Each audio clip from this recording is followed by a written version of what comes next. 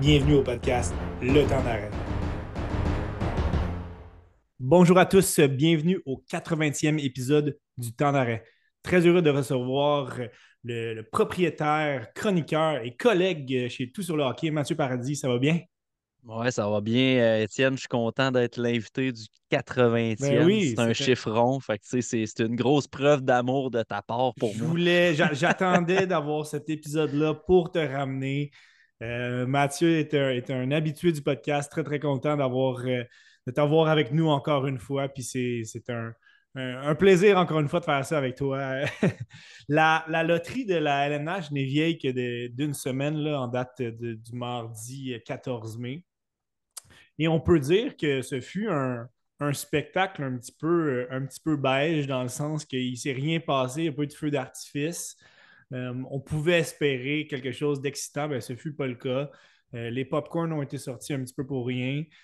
Euh, on a quand même eu la chance d'assister à un moment important. C'est toujours intriguant et intéressant pour les équipes de savoir où on va repêcher. Finalement, ben, premièrement, le Canadien repêchera au cinquième rang.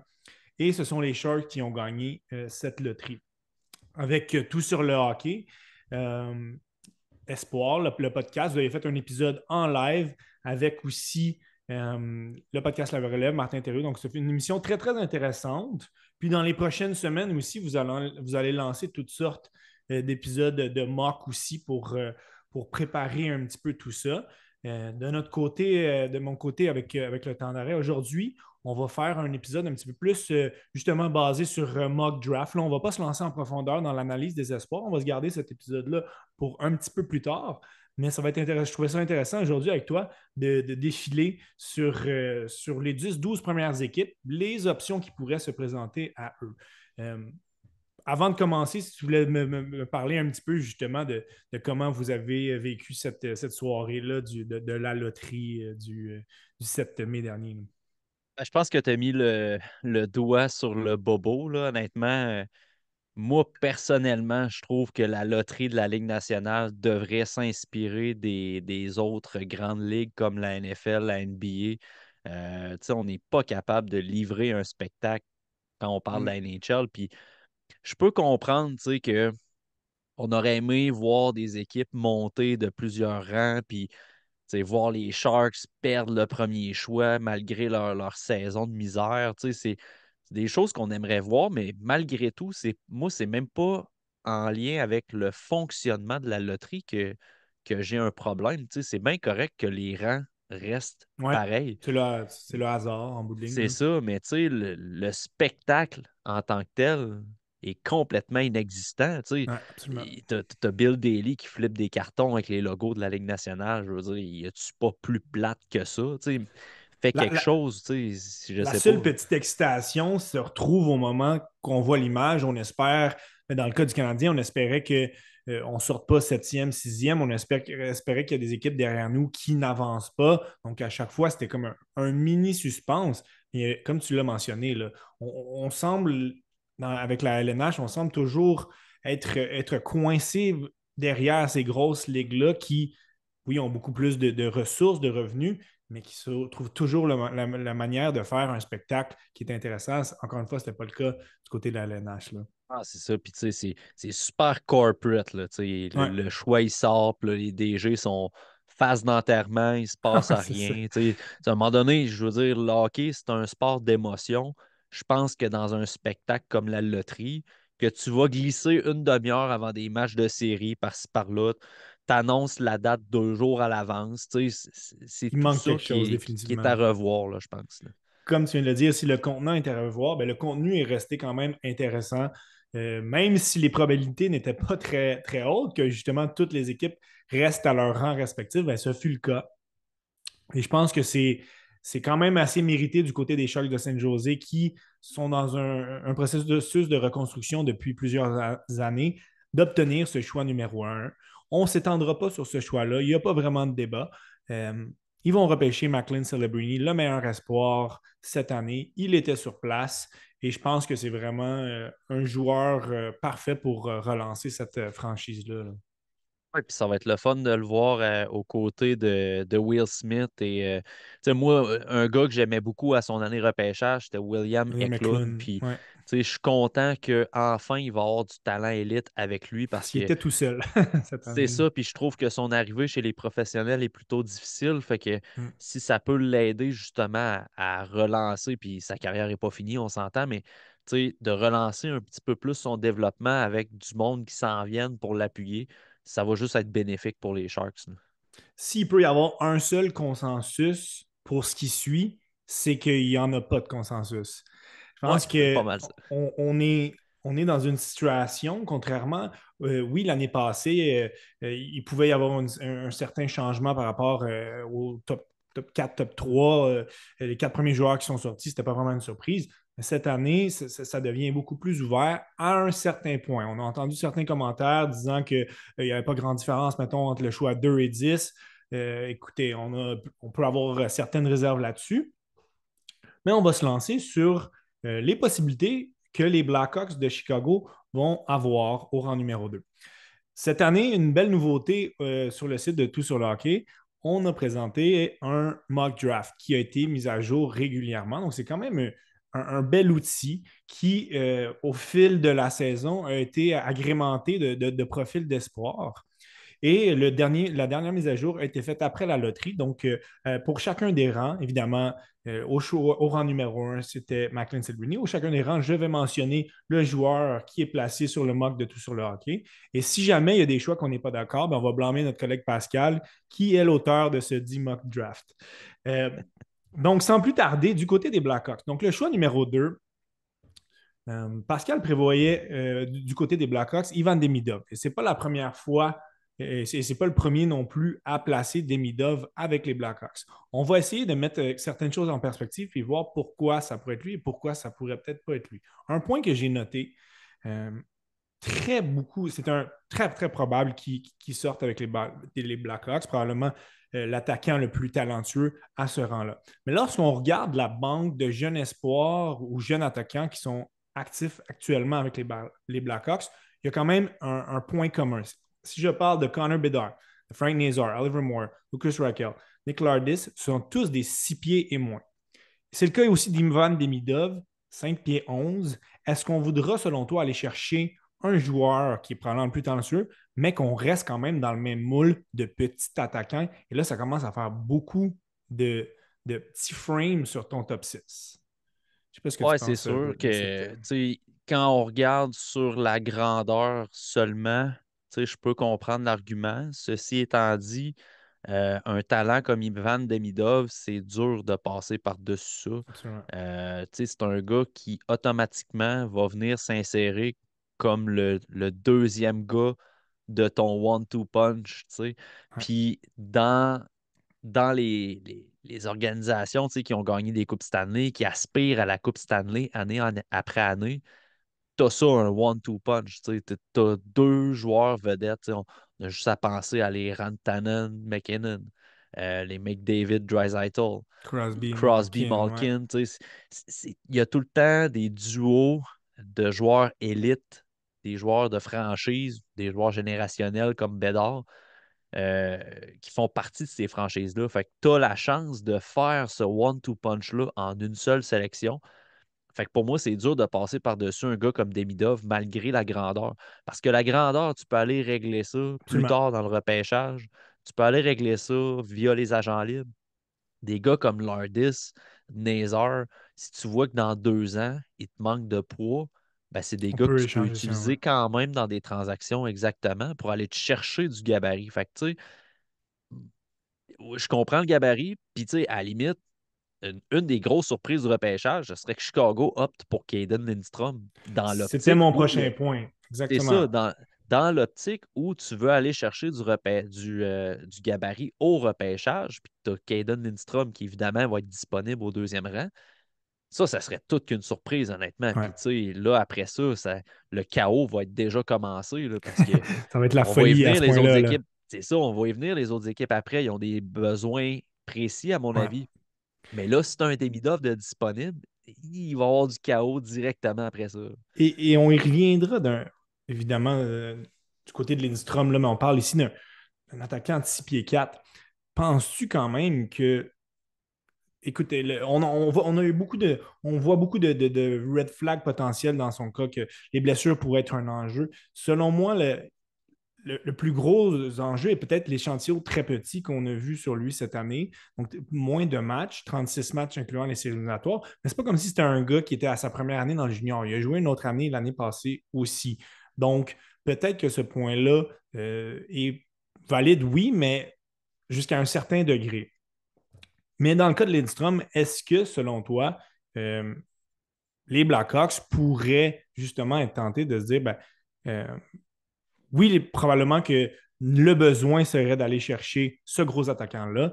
À quel point, justement, le besoin par rapport aux meilleurs joueurs disponibles pourrait avoir les dessus l'un sur l'autre. C'est souvent le débat qu'on va voir chez les équipes.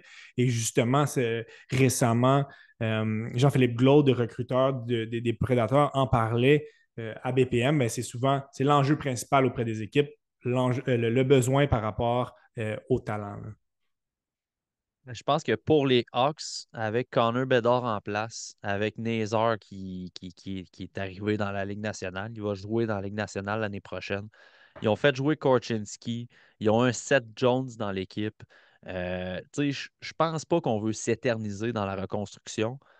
Un profil comme Caden Lindstrom, est très alléchant pour une organisation, mais aussi va nécessiter du développement, Ouais, bon point. peut-être un petit peu plus qu'un Ivan Demidov, qui est un attaquant élite déjà en partant. Tu sais. Fait que c'est ça, Absolument. je pense, le problème, plus que les blessures, parce que l'échantillon, au final, tu sais, l'année passée, Kaden Lindstrom, il n'a pas été blessé. Tu sais. Non, c'est sûr. Puis je pense qu'en entrevue avec Marco D'Amico, il expliquait que ses blessures étaient réglées à 100% puis qu'elle allait être prêt pour la prochaine saison. Fait que moi, ça me stresse plus ou moins. Non. Ce qui me questionne, c'est justement par rapport au plafond immédiat, la rapidité que Lindstrom va être un gars de 80 points, exemple, dans la Ligue nationale. Parce qu'il faut le rappeler qu'au Linka en août, au début de l'année, Caden Lindstrom, là, je m'excuse, mais il n'y avait pas lieu de parler de ce gars-là dans le top 5 En top parce que 5, c'était ouais. un joueur de rôle qui faisait de l'échec avant, qui brassait puis qui avait des minutes beaucoup moins que certains joueurs, qu'un gars comme Berkeley Catton, exemple. Fait que, tu sais, c'est vraiment la progression cette année qui l'a mené à ça. Mais je pense que c'est un espoir qui implique du développement versus Demidov qui pourrait arriver tout de suite et avoir un impact. Lorsqu'on parle de besoins du côté des Blackhawks, ben, il y en a un petit peu partout, mais il y en a un assez majeur au niveau de la défense. Tu as parlé tout à l'heure de Kevin Korchinski qui est là. Dans nos jeunes défenseurs qui sont dans l'alignement présentement, évidemment, il y a lui. On parle aussi d'Alex Vlasic, de Wyatt Kaiser qui sont gauchers. Ce ne seront pas les deux derniers, quand même, des défenseurs à grand potentiel. Du côté des espoirs qui sont dans le pipeline, on parle de Nolan Allen, Ethan Del Maestro, aussi gaucher. Sam Rinzel, qu'on a vu dans le programme, dans le championnat du monde junior avec les États-Unis récemment. Seul espoir de renom qui est droitier. Possiblement pas un joueur qui va combler cette première paire-là défensive. Ce qui nous amène à la possibilité que les Blackhawks repêchent un défenseur. Est-ce que selon toi, et là, en mentionnant ceci, on voit un besoin du côté de défenseur droitier, mais il y en a un au moins, peut-être deux, peut-être trois, qui comblent le fait non seulement du besoin, mais qui seront des joueurs extraordinaires. Et je vais commencer en parlant de Artyom Levchunov. Est-ce que selon toi, les Blackhawks pourraient être tentés de le prendre, le Biélorusse qui joue à l'Université du Michigan? Ouais, Michigan State, pardon. il y a plusieurs journalistes là, qui couvrent les Blackhawks qui disent que les Hawks ont un intérêt sérieux envers Levchunov. Puis, tu sais, je pense que même si Ce on serait n'avait difficile pas de ne pas en avoir d'infos, un. Là. ben, c'est ça, c'est une association assez facile à faire pour les raisons que tu as mentionnées. Tu sais. Lev Shunov, même si moi, personnellement, je ne suis pas super vendu sur cet espoir-là, je pense que vraiment au niveau de la prise de décision, puis tout ce qui se passe entre les oreilles, dans le fond, l'anticipation, la prise de décision, ben, je trouve que c'est à travailler. Fait que, tu sais, je pense pas qu'il va arriver immédiatement dans la Ligue nationale puis avoir un impact, là. Sauf qu'il y a beaucoup d'habiletés individuelles qui peuvent tendre vers une évaluation de gars de première paire, tu sais. C'est un gars qui aime beaucoup appuyer l'attaque. C'est un gars qui il a le physique de l'emploi pour jouer dans la Ligue nationale. Il joue physique également. Fait que, tu sais, ces lacunes présentement, je pense qu'ils peuvent se corriger avec du vidéo. Tu sais, je suis un peu dans le même feeling que David Jiricek à son année repêchage, mais je pense que Levchunov, il y a peut-être un petit peu plus de pop offensif que Jiricek. Tu sais. Jiricek, lui, c'était son lancer frappé qui était solide. Levchunov, ses décisions d'appuyer l'attaque sont quand même bonnes. C'est juste que je trouve qu'en zone offensive, il devient très peu créatif Ouais. quand il arrive dans la zone. Mais, tu sais, c'est ça. Je peux comprendre que si tu C'est le cherches un défenseur, package. Ouais. exactement. Je pense que pour le package, un défenseur droitier dans le haut du repêchage, ça peut être une cible. Tu peux avoir un Zane Parek aussi, C'était là. le prochain nom que j'allais te nommer. C'est ça, ben, tu sais, tu peux avoir Penses-tu un qu'on Zane peut Parek. Penses-tu qu'on pourrait tenter justement de vouloir créer une genre de super unité d'avantage numérique où on aurait un Connor Bedard, un Zane Parek qui serait ton général, ton corps arrière, qui a des lacunes en défensive, mais on imagine un Parek et un Bedard ensemble et ça serait quand même tout feu, tout flamme, là. Ouais, c'est sûr que ça serait assez électrisant, mais tu sais, personnellement, je vais peut-être préférer avoir un Korchinski qui va être plus efficace en général. Mais tu sais, je peux comprendre sur un avantage numérique, tu sais, l'aspect défensif est peut-être moins, Et moi, là, oui. moins important parce que c'est beaucoup là que le bobo blesse là, dans le cas de Barrett. Là. Tu sais, c'est pas un grand joueur défensif, c'est un quatrième attaquant. C'est un gars qui a l'air plutôt nonchalant sur la patinoire.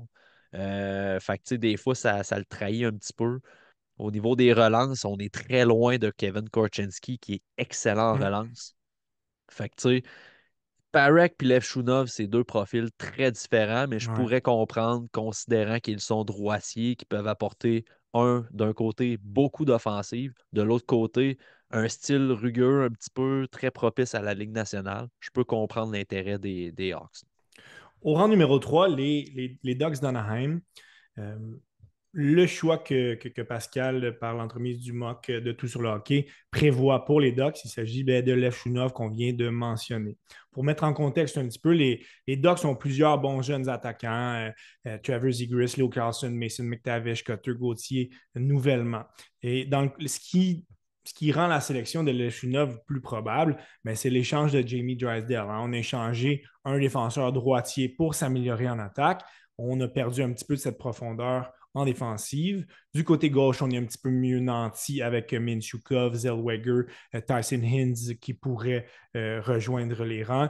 Du côté droit, le meilleur espoir, ben, c'est Tristan Luneau. On vient comme cocher d'un coup deux besoins aussi, celui d'un défenseur droitier, mais aussi on va chercher un défenseur complet en Levchunov. Est-ce que pour toi, c'est une sélection qui tient la route, là? Ouais, ben dans tous les cas, je vois vraiment les Ducks. Tu sais, si les Hawks, c'est pas si clair que ça à cause de Ouais, Demidov, je pense qu'Anaheim, c'est assez clair qu'on va pencher pour un défenseur, surtout qu'on a laissé partir Drysdale. Là. exact. Euh, Fait que, tu sais, je pense vraiment que, encore une fois, Lev Shunov, Parek, ça pourrait être des solutions. Tu sais, quoique, tu sais, on a quand même, tu sais, Zellweger est un défenseur Ouais. très offensif. On voit des D'un autre similitudes avec un peu. Ouais, puis d'un autre côté, Pavel Mintyukov, tu sais, il y a cette touche de physique-là, cette touche d'offensive-là qu'on peut peut-être retrouver un petit peu dans Lev Shunov. Fait que, tu sais, Ouais. c'est des profils similaires. Fait que, tu sais, ça peut vraiment aller d'un bord puis de l'autre, mais dans tous les cas, tu sais, est-ce qu'ils vont nous surprendre puis y aller avec un Anton Silayev qui est gaucher? Tu sais, ça se pourrait aussi, là, tu sais. Absolument. Est-ce qu'ils pourraient vraiment, vraiment surprendre puis y aller avec un Carter Yakemchuk au troisième? C'était le nom que j'allais te mentionner. Est-ce Je que te devance tout le temps, je te Ouais, c'est connais ça. un peu. Ben, c'est ça, tu connais mes goûts un petit peu. Mais si Siliaev est un prototype extrêmement intéressant, mais Yakemchuk vient combler un besoin définitif du côté droit, tout le moins. On a un profil un petit peu plus rugueux en Tyson Hines.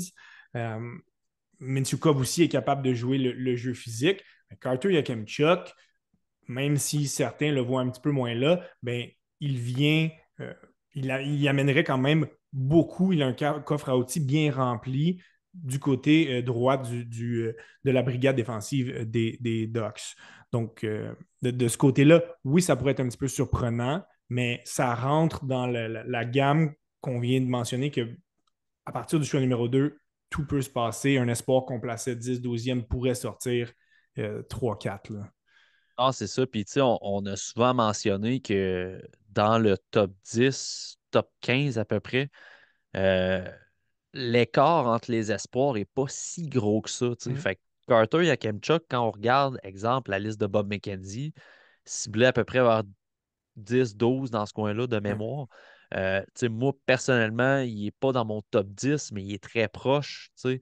Puis il y a des observateurs qui peuvent l'avoir dans le top 10, mais les Ducks le prendraient au troisième rang, puis je pourrais comprendre. Là. Je veux dire, c'est un défenseur qui a marqué 30 buts là, dans la WHL Mais l'année oui, passée. Là. c'est très Fait que, tu sais, intéressant. c'est non seulement c'est un tank, parce qu'il est très, très physique, un des plus physiques là, défenseurs, là, beaucoup plus que Levchunov. En plus, il y a cette touche de marqueur-là qui se voit très peu. Tu sais. Le gars termine ses actions au filet comme on demande à un attaquant, mais c'est un défenseur. Tu sais. Fait que les Ducks pourraient surprendre là, en allant chercher un prototype comme ça. Là. Dans le cas que Levchunov n'est pas là, exemple, Ouais. puis qu'on veut vraiment aller chercher un Un gros droitier, ouais. défenseur droitier, ben là, à ce moment-là, ça pourrait être une surprise. Du côté des Blue Jackets, on rentre dans une sélection où c'est encore plus.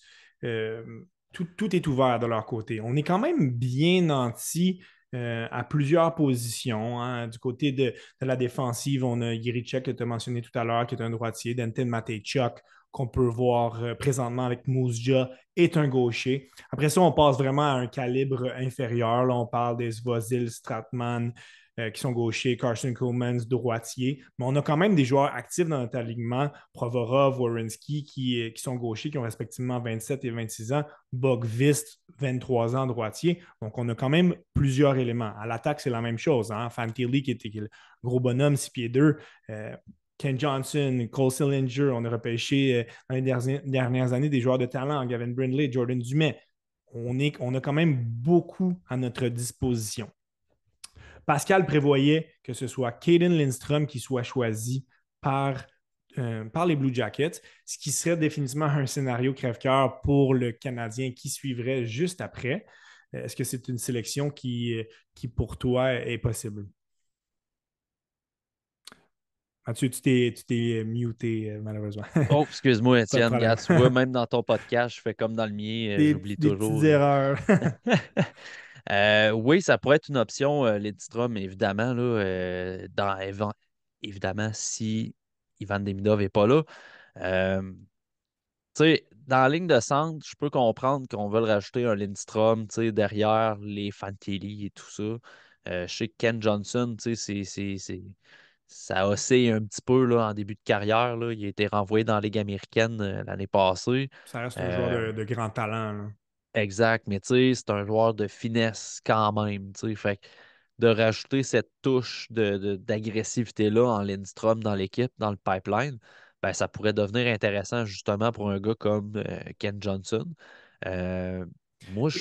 Et je vais te Ouais, vas-y, relancer dans vas-y. une possibilité et quand même une notion qui est importante à prendre en considération, c'est celle que présentement, les Blue Jackets n'ont pas de directeur général. Est-ce que l'homme qui va arriver en place, l'homme qui va être choisi pour gérer cette équipe-là, oui, évidemment, il va faire confiance à son équipe de recruteurs. C'est très possible qu'il mette son sceau sur cette sélection-là en il veut bâtir son équipe. On a déjà vu ça par le passé, des directeurs des généraux qui arrivent en place et qui prennent les devants dans une sélection. On n'a qu'à penser dans l'historique du Canadien, c'est arrivé à quelques reprises. Mais possible que le directeur général qui arrive en poste, ben, lui se dise ben, j'ai envie d'avoir un prototype monstre. Est-ce que ce joueur-là pourrait être Anton Siliaev selon toi, même si on est quand même, comme mentionné, bien garni dans l'organigramme défensif des Blue Jackets à gauche.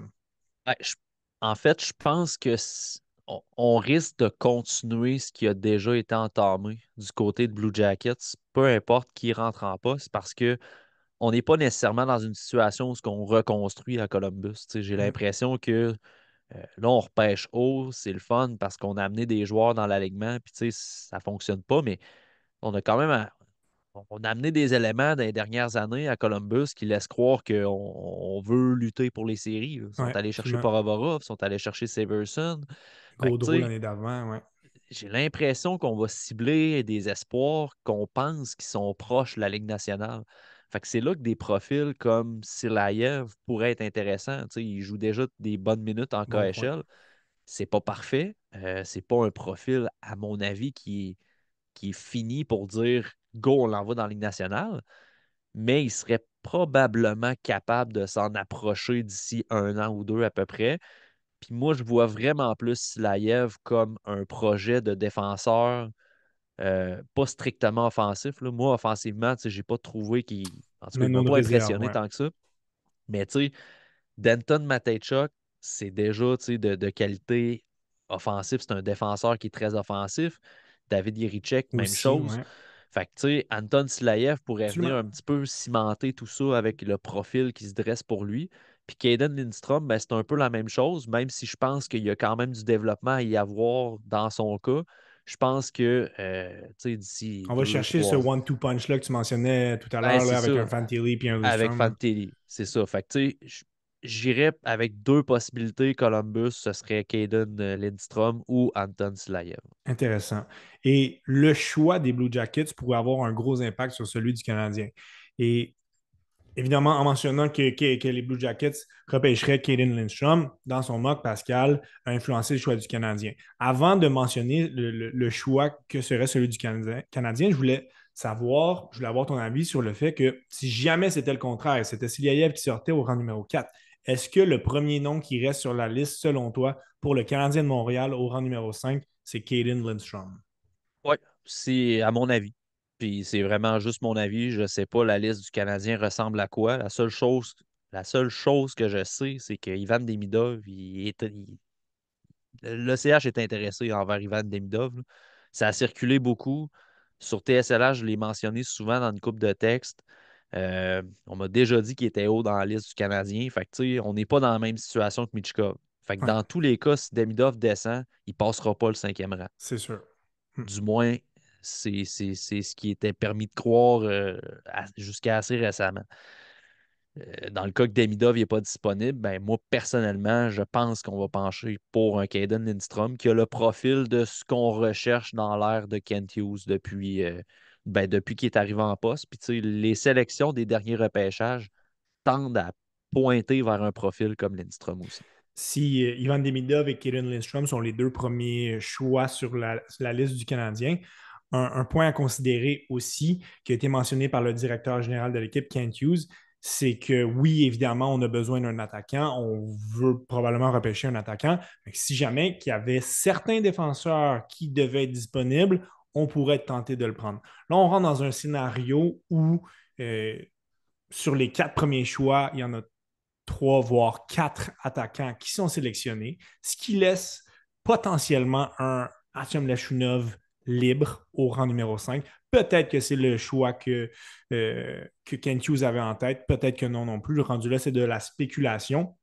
Mais cette possibilité-là est sur la table. On rentre quand même dans des probabilités un petit peu plus minces, puisqu'on a mentionné qu'il y a au moins 2, peut-être voire 3 équipes qui ont vraiment besoin d'un Levchunov dans leur équipe. C'est peu probable qu'il glisse, mais cette option-là existe. Ensuite, si jamais on rentre dans une situation où Lidstrom n'est plus libre, si Demidov n'est plus libre, Pascal a prévu pour le Canadien le choix de Tige Iginla, qu'on a pu voir euh, avec le Rocket de Kelowna cette année, qu'on a vu avec le Canada, dans le championnat des moins de 18 ans récemment. C'est un joueur qui a gagné énormément, premièrement en popularité, mais aussi en confiance. Il a démontré de l'amélioration constante au fil de l'année. Est-ce que tu serais confortable avec cette décision-là, toi? Absolument. Tu sais, c'est sûr que là, si je me fie à ma liste personnelle, je Tu l'as militerais plus pour bas, ouais. Cole Eiserman. Ouais. Mais Compte écoute, tenu de. comment je pourrais dire, le Canadien étant allergique au talent, ils vont passer par-dessus Cole Eiserman. Probablement. Non, non, mais non, mais tu sais, sérieusement, c'est juste que il y a plusieurs indicateurs qui prouvent que Cole Eiserman va descendre au draft. Fait que, tu sais, à un moment donné, moi, je l'accepte. Je comprends qu'il va descendre, mais c'est juste que dans 5 ans, quand je vais l'avoir 3 sur ma liste, ben, je vais pouvoir dire que tout le monde a passé par-dessus lui. Et n'en déplaise à Simon Servant qui l'aime beaucoup, qui le voit dans sa soupe, on aura la chance de lui parler pour qu'il nous. Probablement la personne la mieux placée pour nous parler de Cole Eiserman, mais vient peut-être moins cocher certaines cases que le Canadien ont besoin. On cherche, oui, on a des plus petits joueurs, on a peut-être besoin de cette identité petit guerrier qui est capable de marquer, qui a beaucoup de potentiel offensif. Et on sait, il vient d'une famille très, très sérieuse. On sait ce que, évidemment, il n'est pas son père, mais il vient avec une éthique de travail quand même irréprochable. Donc, Iginla cocherait peut-être plus de cases qu'un Eisenman, qui resterait quand même une sélection intéressante, peut-être moins dans les besoins de l'équipe. Non, c'est ça. Puis tu l'as dit, Étienne, là, TJ Genla, il coche beaucoup de cases. C'est un gars qui, autant je le vois pas comme un marqueur de 90 points dans la Ligue nationale, je suis peut-être pas aussi high sur son plafond offensif que plusieurs, là. Mais tu sais, un joueur comme Iginla qui, en carrière, va frôler le 60-70 points, tu sais, ce gars-là va avoir un impact en dehors des points qu'il va accumuler, là. C'est un gars qui rend les joueurs meilleurs sur son trio de par son échec avant, par toutes les petites tâches que des fois des joueurs élites vont pas s'acquitter. Lui, il va aller les faire, tu sais. Il va aller en échec avant, il va récupérer des rondelles. Puis il y a une quarantaine de buts cette année dans le junior, mais il ne faut pas mettre de côté son talent pour créer des jeux puis pour alimenter ses coéquipiers. Absolument. C'est un gars avec ses mains puis avec sa vision du jeu qui attire énormément l'attention de l'adversaire, ce qui fait en sorte que ses coéquipiers se libèrent assez aisément. Puis TJ Ginla, il est capable de justement créer ces jeux-là. Fait que, tu sais, au-delà de la feuille de points, TJ Ginla, c'est le genre de joueur que tu veux avoir en série, qui a cette capacité-là d'endosser une pression puis d'endosser du jeu physique. Fait que tu le mets à côté de Suzuki puis de Caulfield, puis je veux dire, ça va être tout Une qu'un recette trio, là, gagnante, tu sais. là. Le gâteau va Exactement, là. lever. Oh oui. Deux noms pour conclure sur le Canadien. Et là, Matt, tu vas possiblement en rassurer ou en énerver, en énerver certains. Je veux te parler de Beckett Seneke, qu'on voit peut-être à tort et à travers ou à juste titre vraiment défiler l'actualité récemment. Oui, c'est un joueur qui connaît des bonnes séries éliminatoires. Euh, Malheureusement pour lui, son équipe risque d'être éliminée incessamment en finale de la OHL. Ça reste un joueur qui a démontré des belles choses en série. Les gens ont commencé un petit peu à anticiper sa sélection puisqu'il y a un recruteur dans la liste, justement, la fameuse liste de Bob McKenzie, il y avait un recruteur qui le plaçait cinquième. Et là, certains gens ont fait des associations. Canadien repêche cinquième, un recruteur le classe cinquième. Est-ce que ça pourrait être le Canadien qui est tenté de repêcher ce gros attaquant marqueur? Selon toi, est-ce que c'est une possibilité ou, écoute, oui, il est probablement sur la liste du Canadien, mais probablement plus loin que les gars qu'on vient de mentionner? Ben, je commencerai par dire que Beckett Seneca, c'est un excellent espoir. Mm. Honnêtement, dès mes premiers visionnements, moi, je l'ai embarqué dans mon top 32. Je ne l'avais pas suffisamment vu pour le voir, pour le mettre très haut déjà en partant. Je sais que mes collègues au TSLH Espoir, tu sais, ils ont vraiment aimé son profil encore plus rapidement. Euh, Au mid, je l'avais 19, je pense, à peu près. C'est un joueur qui est excellent. Il est très hargneux pour aller chercher la rondelle puis la conserver aussi. C'est un gars là, que tu peux qualifier comme un gars qui la rondelle lui colle à la palette, tu sais. Fait que pour ça, moi, je suis totalement vendu avec le choix des Jets s'il descend là. Puis Ouais. si tu es capable de monter légèrement. Mais au cinquième rang, pour moi, c'est tôt Il y a pour trop de bons Beckett joueurs Seneca. disponibles. Il y a trop de bons joueurs disponibles. Je pense que moi, j'aime mieux le profil de TJ Kinla que le profil de Beckett Ouais. Seneca. Euh, Seneca, au niveau de son patin, je trouve qu'il n'est pas. Puis je trouve ça drôle hein, parce que j'aime ça que tu m'amènes sur ce sujet-là parce que j'ai écrit son profil aujourd'hui, là, OK. au moment d'enregistrer. Fait que probablement que quand l'épisode va sortir, son profil là, va être tout chaud, tout frais sorti du Vous irez le four, là, voir surtout sur, sur le sur le hockey. hockey, oui, absolument. C'est ça. Fait que, tu sais, moi, son patin, j'ai des gros doutes. Parce Puis qu'il je veux y, pas. excuse-moi de te couper, il y a une certaine réputation qui va être faussement donnée à un espoir à un certain moment. Et je pense qu'il faut faire attention ici. Les gens vont entendre parler d'un espoir, ils vont l'entendre être, il va être hypé par la situation. Les gens vont aller voir les statistiques et là, ils vont être déçus sans vraiment avoir connaissance de cause si l'espoir est d'une qualité suffisante pour être repêché 5-6. Donc là, c'est important c'est pour ça que c'est important d'approfondir nos connaissances et avant d'y aller d'un jugement, de regarder justement des espoirs un petit peu plus complets plutôt que juste la feuille de statistiques. Là. Je pense que c'est quand Ben, même un élément important lorsqu'on parle d'espoir ici. Là.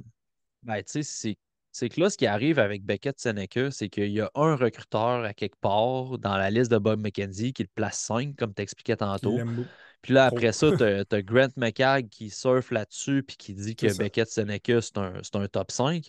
Puis là, après ça, tu as tout le monde qui vient de dire ah, mais il est meilleur qu'Higgin là, il est meilleur que si, parce que là, il y a un recruteur qui l'a dit, fait qu'on va s'approprier cette opinion-là. Sauf que j'ai pas vu personne sur la toile venir expliquer c'est qui ce joueur-là, Beckett Seneca. Là. Pourquoi il est meilleur que tel.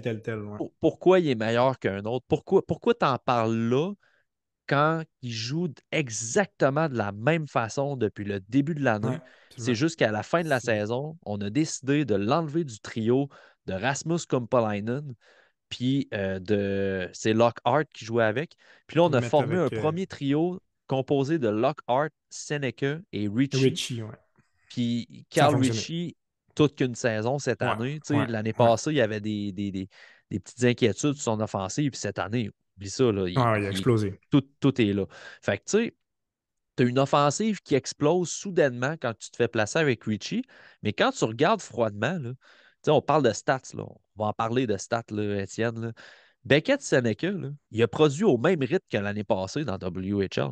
Ouais, C'est sa deuxième saison dans WHL, puis il produit au même rythme.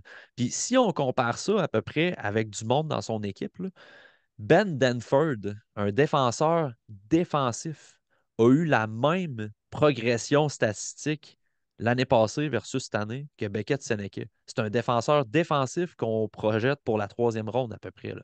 Puis Luca Marelli, un défenseur offensif mm. des Generals d'Oshawa, lui, là, il a à peu près 30 points de plus que l'année passée.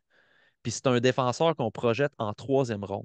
Fait que tu sais, tu as un défenseur défensif qui a la même progression statistique que Seneca, puis tu as un défenseur offensif qui a 3 fois la progression de Seneca. Les deux autres sont projetés en troisième ronde, puis Seneca sera en cinquième rang. Tu sais, là, je parle juste statistique. Tu sais. C'est là que ça fait un petit peu moins de sens, là, C'est ça. définitivement. Pour conclure sur le choix du Canadien, et j'aimerais que tu nous expliques pourquoi, selon toi, le Canadien ne prendra pas ce joueur. Un joueur que, personnellement, j'adore, je regarde assidûment depuis le début de l'année. Ça, de le suivre le plus possible. On parle ici de Berkeley Catton. Et là, on entend souvent, il est petit, le Canadien a trop de joueurs. Pourquoi on serait, il n'est pas mais plus petit qu'Ivan Demidov. Pourquoi est-ce qu'on serait si prêt à prendre un Ivan Demidov? Oui, Catton est probablement moins de potentiel qu'un Demidov, mais pourquoi est-ce qu'il est si rapidement exclu de l'équation populaire? Peut-être qu'à l'interne, le Canadien l'aime et on en entend moins parler, mais pourquoi, selon toi, c'est une sélection qui cadrerait moins bien?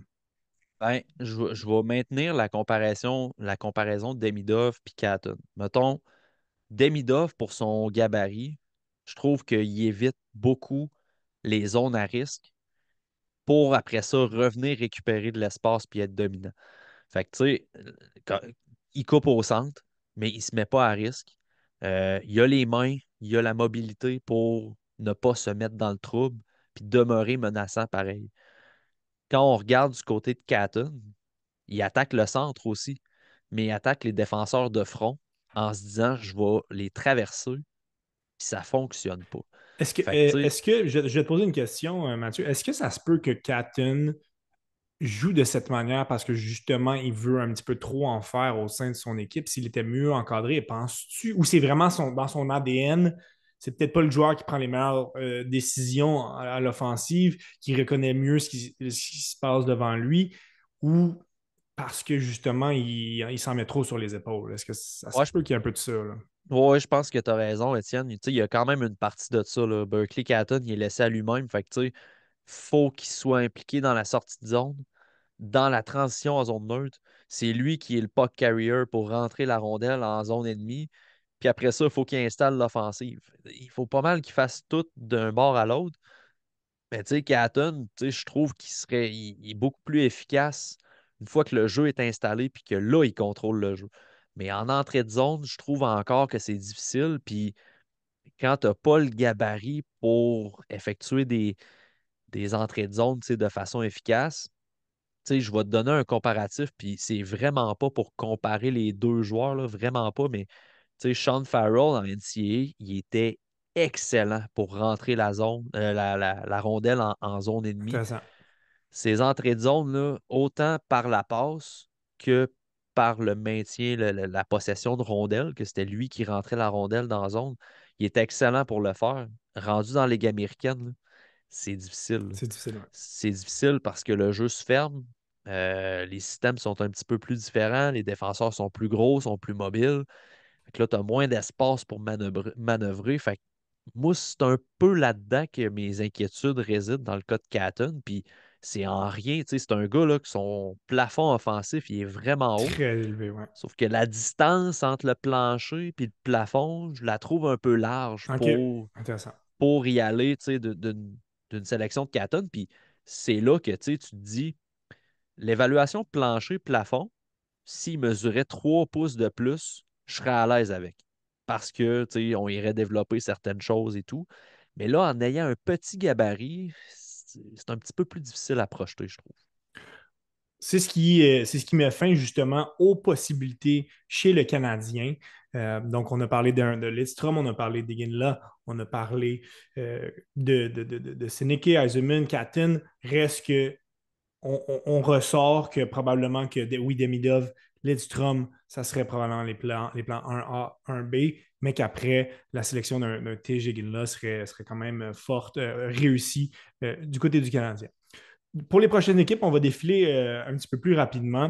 Du côté de la nouvelle équipe de Utah, qui n'a toujours pas de nom, TSLH prévoyait la sélection de Zane Parek. Et là, c'est intéressant parce que là aussi, ça vient, c'est un ex, on en a parlé un petit peu tout à l'heure, excellent défenseur offensif. Lui-même dit, hein, c'est le meilleur défenseur offensif de ce repêchage-là, rien de Il moins. manque pas de confiance. Manque pas de confiance, mais quand même une confiance bien placée. Il peut justifier quand même ses dires. On a des bons jeunes à l'attaque, là, Dylan Gunter, Daniel Booth, Don Geeky, qui est le joueur de centre l'année passée. On a repêché Dmitry Simachev. On a Maverick Lamoureux, droitier. Victor Strom, droitier aussi, mais qui tarde un petit peu à se développer. Mais là, justement, ce qui manque un petit peu dans cette organisation-là, c'est un défenseur qui va vraiment bien bouger la rondelle, qui va gérer ton premier power play, qui possiblement va être sur ta deuxième paire de défenseurs, mais qui va mettre des points sur le tableau. Zane Parek, ça semble le choix parfait, là. Ouais, c'est clair. Puis, tu sais, je pense que la projection est juste aussi, là, défenseur de, mettons un top 3 là, tu sais, soit deuxième paire ou première paire, mais clairement va gruger toutes les minutes dans l'avantage numérique. Mm. Fait que, tu sais, c'est- Zane Parek, tu as déjà repêché des Maverick Lamoureux, des Dimitri Simachev, que c'est des très gros gabarits.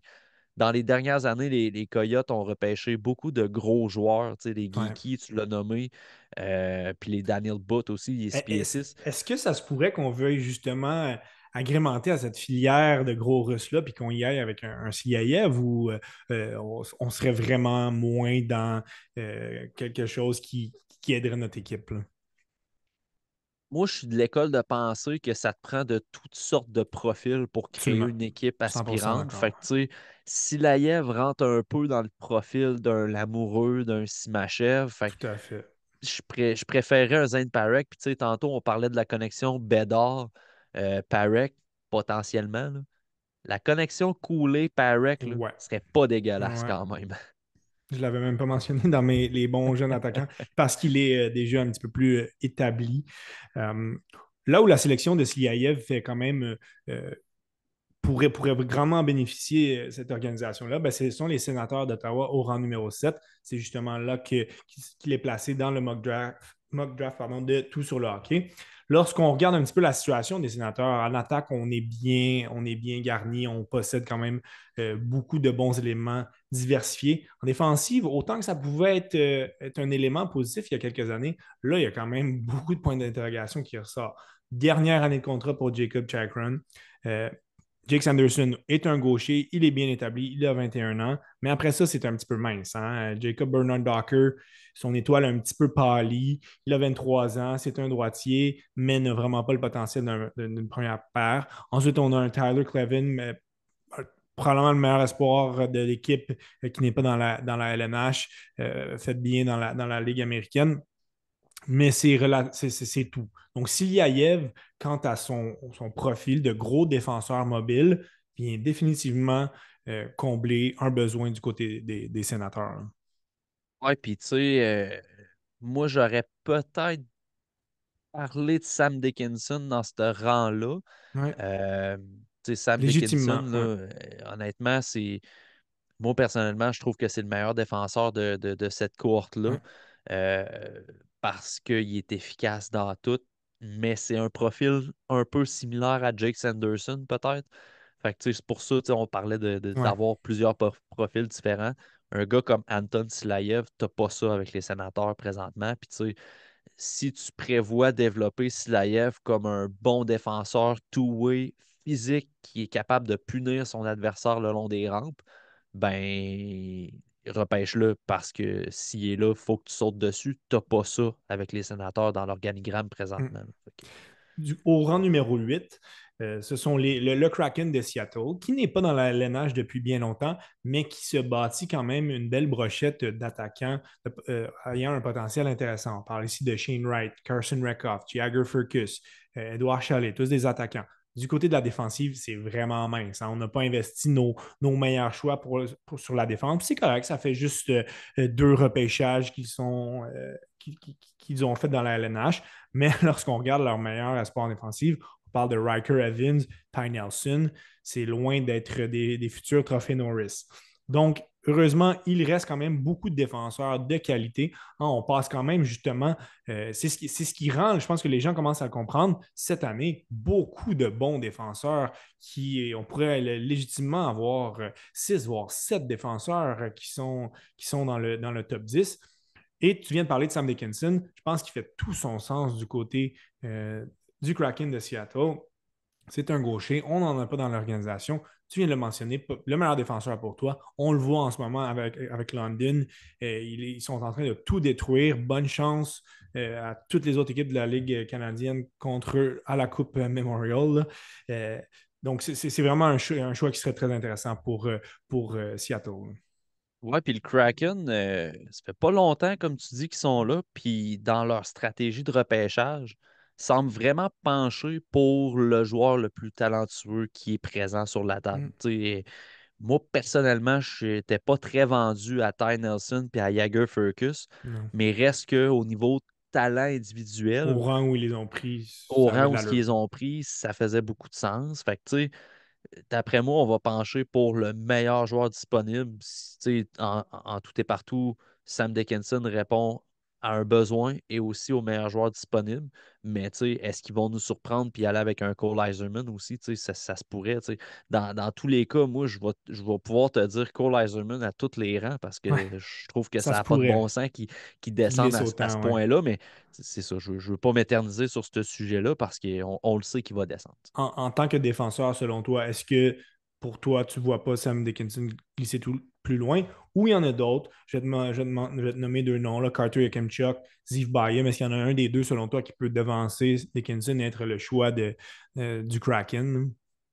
Si je me fie à ma liste, non. Je te Ouais. dirais, tu sais, je pourrais comprendre les sélections. Tu sais, rendu là, ma liste étant ma liste. La liste des recruteurs est celle du Kraken, la liste d'Elite Prospect. Tu sais, je veux dire, chaque observateur a sa propre liste. Fait que, tu sais, si le Kraken repêche Ziv Boyum ou Carter Yakemchuk, je peux parfaitement comprendre. Tu sais, c'est fort Ils vont possible avoir qu'il y des ait petites ces défenseurs. préférences. C'est ça, ces défenseurs-là en premier. Puis, tu sais, comme je disais tout à l'heure, la différence entre les espoirs n'est pas énorme. Il y a des profils différents de joueurs cette année. À quelques exceptions près, il y a certaines similarités, certaines différence dans les profils, mais l'écart de potentiel n'est pas si énorme. Fait que, tu sais, oui, je pourrais comprendre que Ziv Boyum ou Yakenchuk sort à ces rangs-là. Là. Tu m'as mentionné avant qu'on débute l'épisode qu'il y avait possiblement quelques choix dans le mock draft de Pascal qui n'étaient un petit peu, qui ne représentaient pas tout à fait tes choix, c'est 100% normal. Mais possiblement que tu me le diras si c'est le cas, mais possiblement que c'est le cas au numéro 9, où les Flames aimeraient bien évidemment voir TJ là. Mais ici, on a placé Beckett Seneca. Et on est dans une situation où les Flames sont en une semi-reconstruction. On veut quand même rester compétitif, mais on a quand même des gros besoins. En attaque, on a quand même plus d'éléments. Connor Zary, Jacob Pelletier, Mathieu Coronato, Samuel Onzek. En défensive, le meilleur espoir, ben, on l'a acquis via les Canucks en Hunter Bustevich, défenseur droitier. C'est quand même tout du côté des Flames. Donc, ici, est-ce que tu vois vraiment Calgary passer justement un Yzerman encore une fois, mais aussi passer un défenseur? Oui, je sais qu'on voudrait probablement repêcher Egan là, mais est-ce qu'on va vraiment aller vers une genre copie conforme un peu moins intéressante de lui en Sénéquais? Donc, quand même plusieurs éléments intéressants à surveiller de ce côté-ci, là. Ben, tu sais, c'est que moi, avant de prendre Seneca, je prends Cole Iserman assurément. Là, tu Ouais. sais. Tu l'as dit, les Flames, ils ont quand même besoin d'un peu de tout. On n'est pas nécessairement dans une reconstruction assumée. Tu as les Huberdeau qui sont là encore. Tu sais, on a de la misère à amener Jacob Pelletier dans l'alignement parce Ouais. qu'on n'assume pas la place qu'on veut faire aux jeunes. Tu sais, rendu là, prends le plus talentueux, puis Mais est-ce au qu'on pire, peut il te vraiment. servira. Tu sais, on a échangé un Zadorov récemment, on a échangé Noah Hanifin. Je viens de mentionner Bruce Tevich, ton meilleur espoir. On peut-tu vraiment passer un Bouillum, un Yakemchuk quand notre filière à la défensive est aussi peu garnie? Est-ce qu'on se dit, ben, à l'année prochaine, on espère avoir un top 10, sinon on perd notre choix en passant.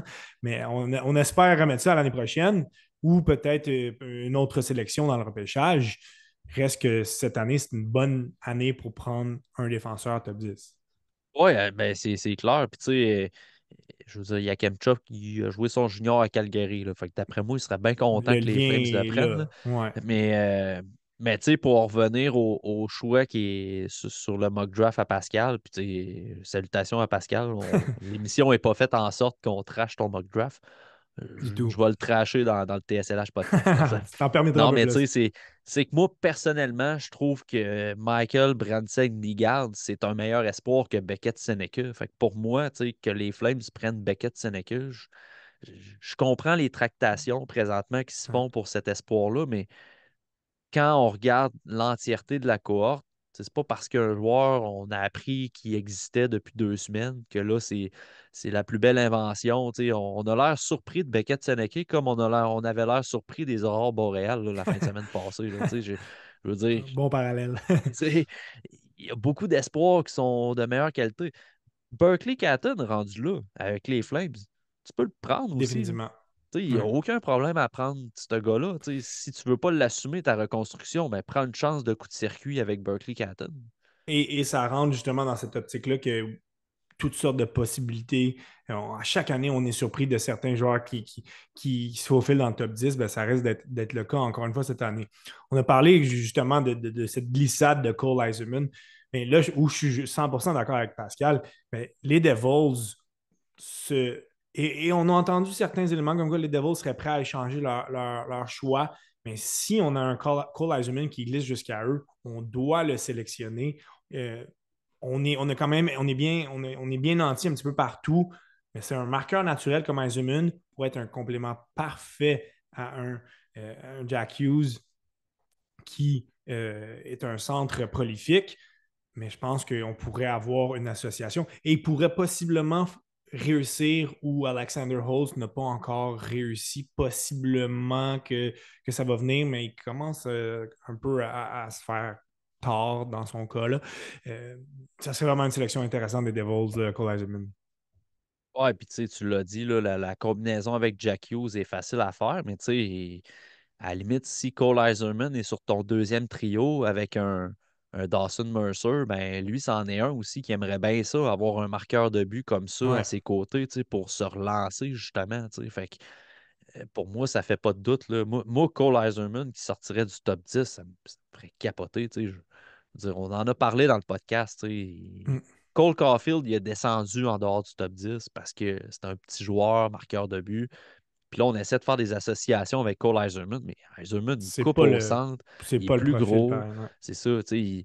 OK, il y a des lacunes, là. Ça, les lacunes qu'on pointe vers Eiserman, je suis 100% là-dedans. Je les vois moi aussi, mais je veux dire, c'est un marqueur naturel. C'est quoi le but au hockey? C'est de marquer des buts à un moment donné, puis lui, il est capable de le faire, puis de plusieurs façons, puis dans des façons qui sont faciles à projeter dans la Ligue nationale. Fait que, tu sais, moi, c'est ça. La glissade, il faut qu'elle s'arrête au 10e. Là. Il n'y a pas le choix.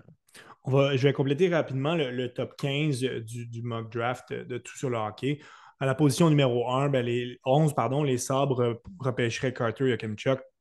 On aurait quand même tout un top 4 là, avec Power, Dallin et son nom m'échappe, mais l'acquisition de Bowen l'Avalanche. Bowen Byram. Byram, merci. Yes. Merci, mon Dieu, ça m'est sorti de la tête. Ensuite, en 12e, Ziv Boyum, qui est un joueur quand même complet, bon patineur. On l'a vu là, avec Denver, obtenir beaucoup de succès. Position numéro 13, un joueur qu'on n'a pas parlé. Et quand même, j'aimerais que tu me dises quelques mots. Costa Elenius, parce que je l'ai vu quand même aussi haut qu'au 3 ou 4e rang. Je pense 4e rang, pardon. J'ai vu dans un mock que les Blue Jackets, euh, écoute, selon l'auteur de ce dit mock, le sélectionnerait. Mais est-ce que apparemment, c'est un des joueurs qui est le plus NHL ready. Est-ce que tu es d'accord avec cette affirmation-là? Euh, oui puis non. Tu sais, j'ai pas la prétention de l'avoir côtoyé ni rien. Là. Fait que, tu sais, je sais qu'Oli Jokinen, son coach, c'est pas mal lui qui a dit que son intelligence à Konsta Helenius lui fait rappeler un Pavel Datsyuk dans le temps. Tu sais. Puis Mm. je peux quand même comprendre parce qu'en Liga, il a été capable, tu sais, de s'adapter assez rapidement. Une ligue qui n'est pas nécessairement facile à s'adapter. Puis, tu sais, il a été capable de produire offensivement pareil. C'est un gars qui est très bon sur 200 pieds. Il est très intelligent avec la rondelle, sans la rondelle aussi. Mais tu sais, quand il revient avec des joueurs plus jeunes, c'est difficile pour lui, je trouve. Puis là, je me demande, tu sais, est-ce que c'est parce que ça va pas assez vite pour lui? Tu sais, est-tu trop intelligent pour jouer avec des joueurs de son âge? Parce qu'en Liga, ça allait super bien. Tu sais, il y a eu une bonne fin de saison, il y a eu des bonnes séries. Fait que je me dis, ben, OK, peut-être qu'il y a l'intelligence justement pour jouer avec des plus vieux, ce qui me fait penser que oui, effectivement, il pourrait être prêt pour jouer dans la Ligue nationale. Sauf que moi, ce que je vois en Hellenius, tu sais, le Hellenius explosif offensif qu'on a vu l'année passée était peut-être un petit peu moins là cette année. Fait que, tu sais, un bon joueur two-way de 40-50 points par année, c'est une bonne prise en première ronde. En passant, on ne repêche pas des joueurs en Absolument. première ronde qui font automatiquement 80 points. Là. C'est ça, il faut s'enlever ça de la tête. C'est un gars de bon, c'est un gars two-way de 50 points. Très bonne prise en première ronde. Mais est-ce que je prendrais ce type de joueur-là dans le top 5, dans le top 7? Ça serait tôt un peu, ouais. Pas sûr. J'arriverais 10e à peu près. Là, je commencerai à être à l'aise, Au dépendamment qui rendu, ouais, descend. Là, tu sais. au rendu wild, à la position numéro 13, ça serait une excellente sélection de leur C'est côté. ça. Ce qui ne serait pas une surprise, ben, ça serait de voir malheureusement Berkeley Catton glisser. Ben, c'est une tendance depuis quelques années dans la LNH. Les petits joueurs talentueux, Cole Caulfield, Zach Benson, Berkeley Catton, ben, ça ne serait pas une surprise de le voir glisser hors du top 10. Mais là, si jamais il se retrouvait avec les Sharks de San Jose au rang numéro 14, ben là, on vient d'aller se chercher Macklin Celebrini et Berkeley Catton. Je pense qu'on aurait, on serait seté à l'attaque pour un bon moment. On aurait vraiment là, deux joueurs à énorme potentiel qui pourraient possiblement bien se complémenter. Ça serait vraiment une belle optique pour les Sharks. On va arrêter à ce rang 14-là. Non, une petite blague, Mathieu, parce que le 15e, c'est Michael Branson Newgard que tu aimes beaucoup, que tu affectionnes. Et du côté des Trois, on dirait qu'on rentrerait une continuation par rapport à ces attaquants, oui, talentueux, mais travaillants, difficiles à affronter, suite à Nate Danielson qu'on a sélectionné l'année passée aussi. Donc, on semble vouloir se créer une chimie, une identité de joueurs difficiles à affronter du côté des Red Wings. Mais ça serait un bon complément de ce côté-là. Évidemment, le mock draft, c'est un exercice agréable à faire, hein. On se projette un petit peu, on se met dans la peau des dirigeants par rapport aux besoins, par rapport au talent des joueurs. Et il reste que quand même, surtout dans le cas du top 10 et évidemment dans le cas du Canadien, on, on a quand même pu cibler les joueurs qui devraient être au sommet des listes de ces équipes-là. Et ça donne un petit peu une idée de ce à quoi pourrait ressembler le repêchage. Mais comme mentionné, il y a tout le temps des surprises et c'est ce qui rend la beauté de la chose. Qu'un mock draft, on fait ça pour le plaisir, mais souvent, on est quand même assez loin de la réalité. Puis, encore une fois, comme je mentionnais, c'est ce qui rend le tout intéressant. Exact. Puis tu sais, si je peux me permettre là, un petit aparté sur ton commentaire pour Brandsen Nigard puis Berkeley Catton, là, moi, je les inverserais dans le OK. mock draft.